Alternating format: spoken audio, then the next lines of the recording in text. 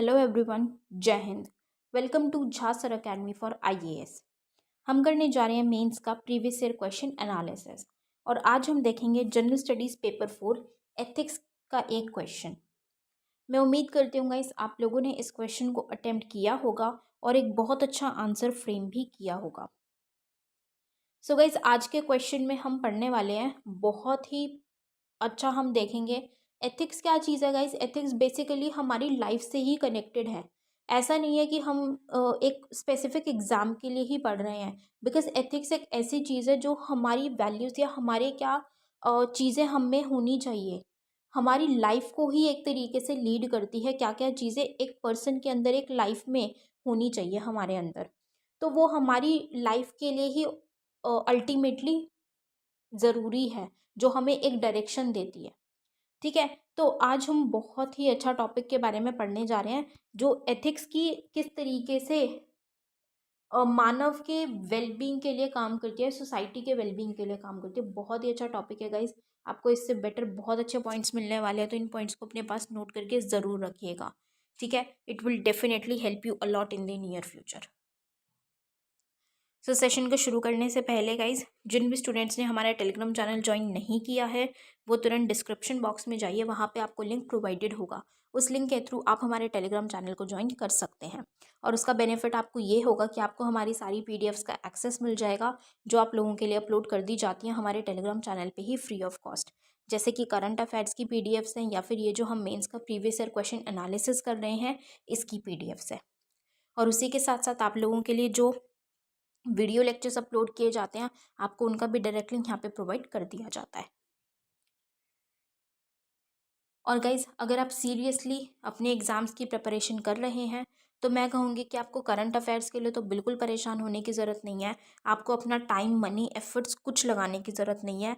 All you need to do is, आपको सिर्फ Jha sir academy पे जो आप लोगों के लिए रेगुलर बेसिस पे करंट अफेयर्स के वीडियो लेक्चर्स अपलोड किए जाते हैं, आपको सिर्फ कंसिस्टेंटली उनको फॉलो करना है। That is more than enough, क्योंकि हमारे करंट अफेयर से बाहर का आपके एग्जाम में कुछ भी पूछा नहीं जाएगा। और गाइज, हमारा जीएस का भी pre plus mains batch run कर रहा है, आप इस बैच को ज़रूर ज्वाइन कीजिए। बहुत अच्छा बैच है। इस बैच में आपको जीएस 1, 2, 3, 4 के बिल्कुल ज़ीरो से तैयारी करवाई जा रही है।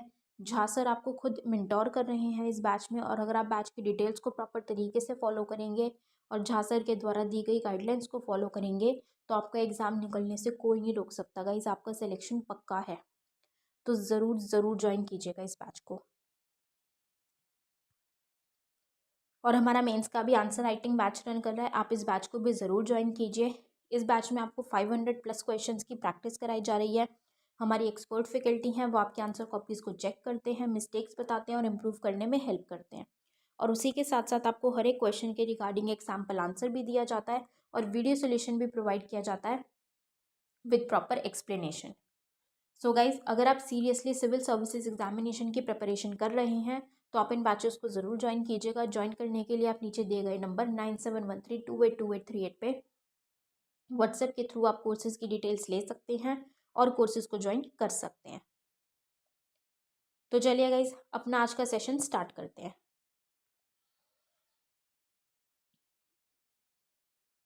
हमारा क्वेश्चन है, explain how ethics contributes to social and human well-being। व्याख्या कीजिए कि नैतिकता किस प्रकार सामाजिक और मानवीय कल्याण में योगदान करती है। सो यह क्वेश्चन है, जैसे मैंने आपको बताया, GS4 ethics and human values से लिया गया है और ये क्वेश्चन यूपीएससी ने 2020 में पूछा था। तो जब हम इस क्वेश्चन की बात करते हैं गाइस, तो बहुत स्ट्रेट फॉरवर्ड वैसे क्वेश्चन पूछा गया है कि किस तरीके से एथिक्स जो है, मतलब जो हमारी नैतिकता है, वो अगर हम सोसाइटी की बात करें या सोशल वेलबींग की बात करें, कि सामाजिक कल्याण में किस तरीके से कंट्रीब्यूट करते, किस तरीके से अपना योगदान देती है, कि मतलब सोसाइटी में किस तरीके से। देखा जाए तो बहुत स्ट्रेट फॉरवर्ड और बहुत इजी क्वेश्चन है। ठीक है, कि सोसाइटी में किस तरीके से करती है और ह्यूमन की एक मानव के कल्याण में किस तरीके से बेनिफिट करती है। कि अगर एक पर्सन अच्छा है, उसके अंदर अच्छी वैल्यूज़ हैं, एथिकल वैल्यूज़ अच्छी हैं, मान लीजिए एक ऑनेस्टी है, फॉर एग्जांपल अगर हम एक वैल्यू की बात करें ऑनेस्टी की, अगर कोई पर्सन ऑनेस्ट है तो उसको सब पसंद करेंगे, वो अच्छे से काम करेगा, वो खुद में भी कॉन्फिडेंट होगा, कोई गिल्ट नहीं होगा और हर कोई पर्सन उसको पसंद करेगा। तो एक वो अपना तो बेनिफिट करेगा क्योंकि वो ऑनेस्ट है, और ऑनेस्ट पर्सन हमेशा अच्छे में ही काम करता है। ठीक है, तो उसके लिए वो अपने ही अपना वेलबींग के लिए प्रॉपर तरीके से काम कर पाएगा, अपना अच्छा बुरा सब जान पाएगा। दूसरा, वो सोसाइटी के लिए भी अच्छा ही करेगा क्योंकि वो ऑनेस्ट है, तो वो अपना काम अपनी ड्यूटी प्रॉपर तरीके से निभाएगा। जैसे कि एक सिविल सर्वेंट है, वो पब्लिक के काम के लिए, पब्लिक के बेसिकली वेलफेयर के लिए, मासेस के वेलफेयर के लिए ही है। तो वो क्या, अगर वो ऑनेस्टी से अपना काम करेंगे तो सोसाइटी की वेलबिंग, सोसाइटी का सामाजिक कल्याण भी होगा, और उनकी भी एक अच्छी इमेज, और वो भी कौन मतलब उस चीज़ में हैप्पी रहेंगे कि हाँ मैं अपनी ड्यूटी पूरी तरीके से निभा रहा हूँ या निभा रही हूँ। तो उसमें हमें सामाजिक कल्याण और नैतिक कल्याण प्रॉपर तरीके से देखने को मिलता है, तो एथिक्स उसमें अपना योगदान देती है। तो अब हम प्रॉपर तरीके से देखेंगे कि क्या है, इस क्वेश्चन को किस तरीके से अटेम्प्ट करेंगे। Right, so let's start with it. Well-being is a state of being with others, where human needs are met, where one can act meaningfully to pursue one's goals, and where one enjoys a satisfactory quality of life. Well-being का मतलब क्या है कि जब हम दूसरों के साथ हैं, ठीक है, हम दूसरों के साथ अच्छे हैं, हमारे हमारे रिलेशंस अच्छे हैं, हम एक जो ह्यूमन की नीड्स हैं हम उनको मीट कर पा रहे हैं, उनको पूरा कर पा रहे हैं।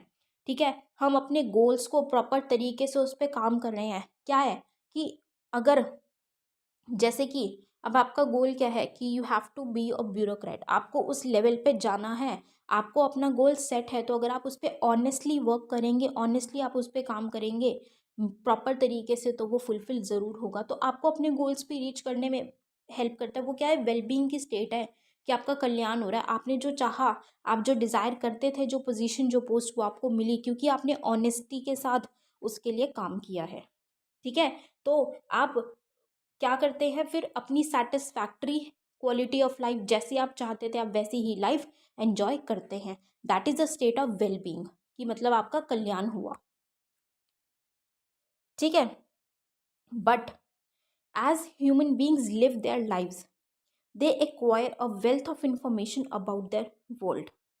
These ideas keep the human being active to achieve something bigger in life.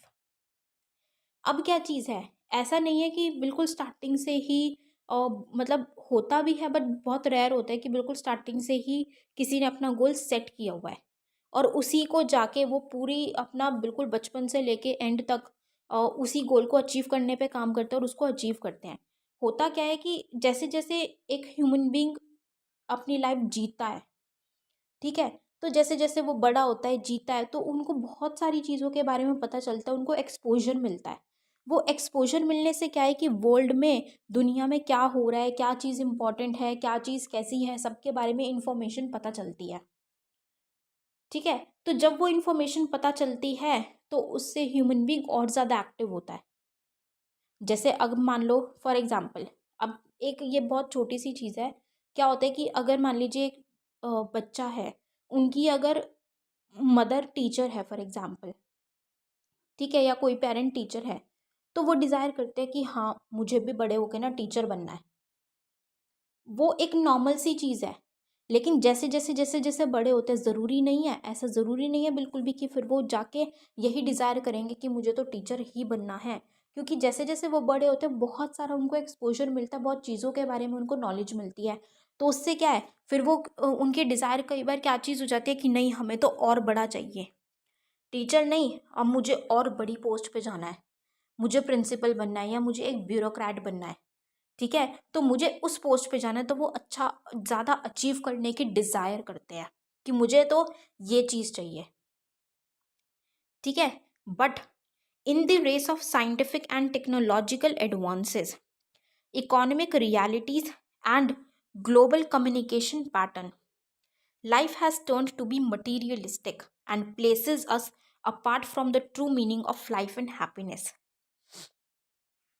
लेकिन हम आज के टाइम की अगर हम बात करें तो अभी क्या हो रहा है कि नई नई तकनीकी आती जा रही हैं, टेक्नोलॉजिकल एडवांसेस हमें देखने को मिल रहा है, बहुत ज़्यादा हमें एडवांसमेंट देखने को मिल रही है।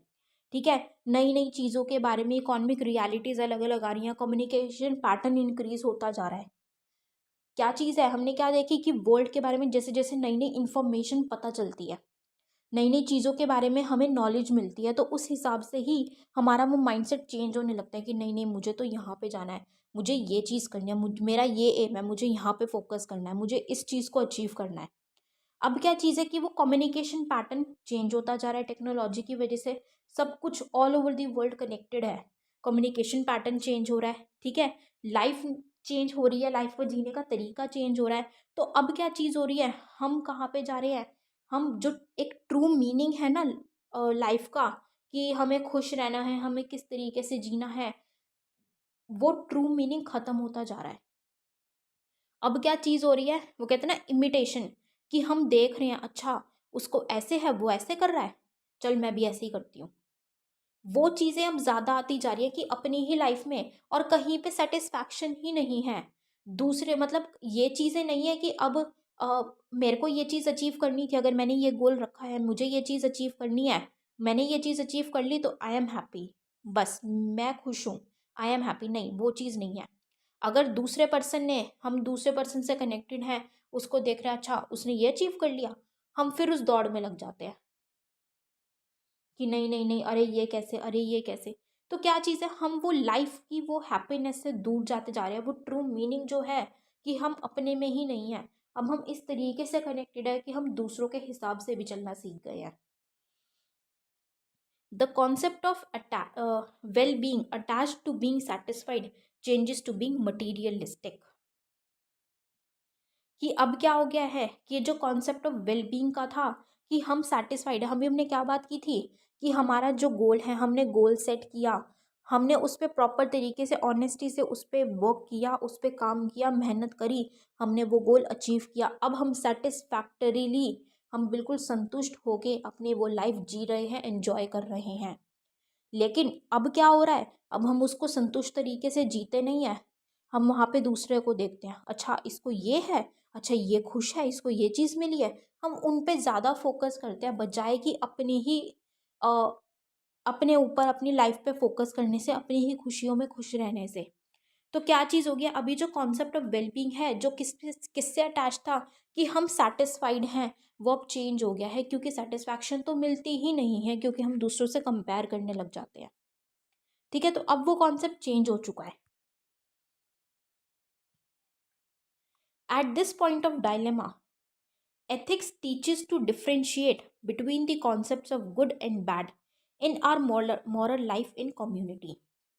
Ethics set some standards to guide behavior, choices and actions. अब जब हम इस डायलेमा पे आते हैं, क्योंकि हमें वो सेटिस्फैक्शन मिल ही नहीं रही, अब हमने जो चीज़ सोची थी, एक गोल रखा था कि हमें ये अचीव करना है, हमने वो अचीव कर लिया, लेकिन उसके बाद भी हम खुश नहीं है, उसके बाद भी हम सेटिस्फाइड नहीं है। तो अब जब हम उस डायलेमा पे आते हैं तो वहाँ पे हमें पता चलता है वो एथिक्स, नैतिकता ही हमें ये चीज़ सिखाती है, और डिफरेंशिएट करना, इस चीज़ में फ़र्क समझना कि क्या सही है और क्या गलत है, मुझे किसके साथ जाना है, किसके साथ नहीं जाना है, मुझे कहाँ पे रहना है। वो कहते हैं ना कि एक चीज़ की, हाँ ठीक है, जितना है ना उसमें संतुष्ट रहो, उसमें खुश रहो। तो वो चीज़ की क्या अच्छा है, क्या बुरा है, कि अगर मैं उस लाइन पे, ऐसा नहीं है कि आपको अगर एक चीज़ आपने अचीव कर ली तो आप उस पर रुक ही जाओ, उसमें संतुष्ट हो जाओ, ऐसा भी नहीं है। आप ऊपर जाओ और मेहनत करो, बट अगर वो अच्छे के लिए है, वो अच्छा बुरा कौन बताता है, उसमें फ़र्क करना कौन समझाता है, एथिक्स समझाती है। नैतिकता से हमें पता चलता है कि हमें वहीं पे स्टॉप होना है, या हमें आगे जिस चीज़ के बारे में हम सोच रहे हैं, अब चाहे हम दूसरे से कंपेयर करके सोच रहे हैं, तो हमें उस पर जाना है या नहीं जाना, वो अच्छा रहेगा या अच्छा नहीं रहेगा। ठीक है, तो उसके लिए एथिक्स क्या करता है, कुछ स्टैंडर्ड सेट करता है, जिससे कि हमें गाइडेंस मिलती है कि हमें किस तरीके से बिहेव करना है, हमें क्या काम करना है, क्या हमें चॉइस करनी है, क्या नहीं करनी है। तो ये चीज़ें हमें किससे पता चलती हैं, एथिक्स से पता चलती हैं। Ethics helps a person to look at his own life critically and to evaluate his actions, choices और डिसीजंस। कि एथिक्स यहाँ पे फिर क्या मदद करता है कि जो आज के टाइम पे क्या हो गया है कि अपने ही खुद के अचीवमेंट पे सिर्फ वहाँ पे सेटिस्फाई नहीं होते, कि उस वेलबींग पे तो है ही नहीं कि सेटिस्फाइड है। हम क्या करते हैं, हम दूसरों से कंपेयर करके ना वो चिढ़ने लग जाते हैं कि अच्छा उसके पास ये है, फिर हम उस पर देखने लग जाते हैं उनके उस पर। तो एथिक्स क्या करता है, एथिक्स एक पर्सन को मदद करता है देखने में कि आप अपनी ही लाइफ को क्रिटिकली एग्जामिन करो, अपनी लाइफ को देखो कि क्या आप खुश हो, जो चीज़ें आपको चाहिए आपके पास हैं, और उसी के हिसाब से आप अपनी पूरी की पूरी इवैल्यूएशन करो। दूसरों को मत देखो। वो कहते हैं ना कि दूसरे की थाली में तो घी ज़्यादा ही दिखता है। तो वही वाली बात है कि दूसरे को मत देखो, दूसरे के में ज़्यादा ही दिखेगा, आपके में कितना है वो देखो, उसको एग्जामिन करो प्रॉपर तरीके से, और फिर देखो कि आपका एक्शन क्या होना चाहिए, आपको क्या काम करना है, क्या डिसीजन आपको लेना है अपने लिए। तो उसमें एथिक्स मदद करता है हमारी, कि हम अंधाधुंध होके दूसरे के पीछे नहीं जाते कि अच्छा उसने ये किया है तो अब मुझे ये करना है, मुझे इस चीज़ पे जाना है। वो भेड़ चाल नहीं करते फिर हम। वो भेड़ चाल ना करना, उसका हिस्सा ना बनना, हमें किससे पता चलता है, एथिक्स हमें वो चीज़ सिखाती है। It assists a person in knowing what he or she really is, and what is best for him or her, and what he or she has to do in order to attain it. ये एक person को बताती है, exist करती है ये बताने में कि एक्चुअल में वो है क्या, वो पर्सन एक्चुअल में है क्या, क्या उसकी कैपेबिलिटीज़ हैं, क्या एनालिसिस है, क्या एबिलिटीज़ हैं, क्या वो चाहता है, क्या नहीं चाहता है, क्या डिज़ायर्स हैं, क्या एस्पायरेशंस हैं, हर चीज़ के बारे में। ठीक है। और जब ये चीज़ के बारे में बताता है, उस एग्जिस्ट करता है ये जानने में, उसी के साथ साथ कि अब उसके लिए बेस्ट क्या रहेगा, वो क्या कर सकता है या क्या करना चाहिए उनको, उनके लिए बेस्ट क्या है, और अब जो बेस्ट है उसको अटेन करने के लिए उन्हें क्या करना है। अब ये मतलब अब मैं एग्जाम्पल के तौर पे बताऊँ तो ये एथिक्स ही है जिस जो हमें एग्जिस्ट करती है कि हम पहले, अब जैसे अगर आज आपने डिसीजन लिया है प्रिपरेशन करने का, सिविल सर्विसेज की आपको प्रिपरेशन करनी है, आप कर रहे हैं, आपने डिसीजन क्यों लिया, आपने पहले अपने आप को देखा है, आपने अपने आप को समझा है कि हाँ मेरे अंदर वो कैपेबिलिटी है, मेरे अंदर वो अ, जुनून है, मैं कर सकता हूँ या मैं कर सकती हूँ। उसके बाद और आपको अपना पता है कि मेरे मुझ में बेस्ट क्या है, मैं किस तरीके से अपना दे सकती हूँ, किस तरीके से मैं काम कर सकती हूँ। उसके बाद आपने वो बनाया है कि किस तरीके से मुझे ये अपने इस गोल को, इस ऑब्जेक्टिव को अचीव करना है, अटेन करना है। तो इसमें हमें एग्जिस्ट कौन करता है, हमारी एथिक्स, नैतिकता हमें इस चीज़ में मदद करती है। It sharpens general thinking process of the human being. मतलब जो एक मानव का, एक इंसान का जो थिंकिंग प्रोसेस होता है कि वो किस तरीके से सोचता है, उसको शार्प करती है। जैसे हम कहते हैं ना कि अगर कोई कुछ किसी सिचुएशन में प्रॉपर तरीके से डिसीजन नहीं लेता है, कुछ ऐसा डिसीजन ले लेता है जो कि गलत प्रूव हो जाता है, या उसके हमें कुछ कॉन्सिक्वेंसेस देखने को मिलते हैं, कुछ भी चीज़ है, तो हम एक नॉर्मल टर्म्स में एक क्या मुहावरे के तौर पे हम क्या यूज़ करते हैं, इसकी अक्ल पे पत्थर पड़ गए। वो क्या चीज़ है कि उसने प्रॉपर तरीके से सोचा ही नहीं, उसका थिंकिंग प्रोसेस उस टाइम पे सही था ही नहीं, या हम बोले जल्दबाजी में डिसीजन ले लिया। अब नैतिकता क्या है यहाँ पे, एथिक्स क्या करती है कि वो प्रॉपर तरीके से मदद करती है कि जो थिंकिंग प्रोसेस है, एक जनरल थिंकिंग प्रोसेस, उसको शार्प करती है कि हमें किस तरीके से नहीं, हर चीज़ में हम कहते हैं ना कि हर चीज़ को क्रिटिकली एनालाइज करो, क्रिटिकली एग्जामिन करो, देखो कि अगर अच्छा मुझे ये काम करना है या मुझे ये डिसीजन लेना है, तो इसमें अगर ये डिसीजन होगा तो इसका पॉजिटिव ये होगा, इसका नेगेटिव ये होगा, इसमें ये अच्छा होगा, ये बुरा होगा। उसमें डिफ्रेंसिएशन भी हमें कौन किससे किसकी मदद से हम पता कर पाते हैं, एथिक्स की वजह से। तो वो ये जो जनरल थिंकिंग प्रोसेस है उसको शार्प करता है हमारी ह्यूमन बीइंग की, ताकि हम डिसीजन प्रॉपर तरीके से, कंसाइंसली प्रॉपर तरीके से ले सकें। Thus, ethics contribute to social and human well-being by maintaining peace and stability, both external and internal. तो इस तरीके से हम बोल सकते हैं कि एथिक्स कंट्रीब्यूट करता है, पूरा का पूरा योगदान देता है सामाजिक वेलबींग में, सामाजिक कल्याण में, और मानवीय कल्याण में, ताकि चाहे हम अंदरूनी बात करें कि एक पर्सन के अंदर, या फिर हम बाहर अपने एनवायरनमेंट की बात करें, हर जगह पे हम पीस और स्टेबिलिटी बना के रख पाएँ, तो उसमें एथिक्स बहुत ज़्यादा कंट्रीब्यूट करता है। क्योंकि वो क्या करता है कि हमें वो सेटिस्फैक्शन की, हाँ ठीक है मेरी ये कैपेबिलिटीज है, हाँ मैंने ये चीज़ रखी थी ना, मुझे ये अचीव करना है, मैं इसमें बेस्ट हूँ, मुझे यही अचीव करना है और ये मेरा गोल है। वो हमें वो चीज़ के बारे में तब, ताकि हमारे माइंड में वो पीस होता है, हाँ मुझे ये करना है, मेरी ये डायरेक्शन है, मुझे इसी डायरेक्शन पे जाना है। दूसरा बंदा जो मर्जी कर रहा है डजेंट मैटर, मुझे अपने इस पे फोकस करना है, वो हमें एथिक्स ही बताता है। तो वो पीस हमारे अंदर भी रहता है और पीस फिर हमारी सराउंडिंग्स में भी रहता है, right. So this was all for this question guys. I hope you all have like this analysis. अपना फीडबैक गाइज हमारे साथ कमेंट सेक्शन में ज़रूर शेयर कीजिएगा। So with this we end up this session today here guys. Thank you so much. Have a great day ahead. जय हिंद।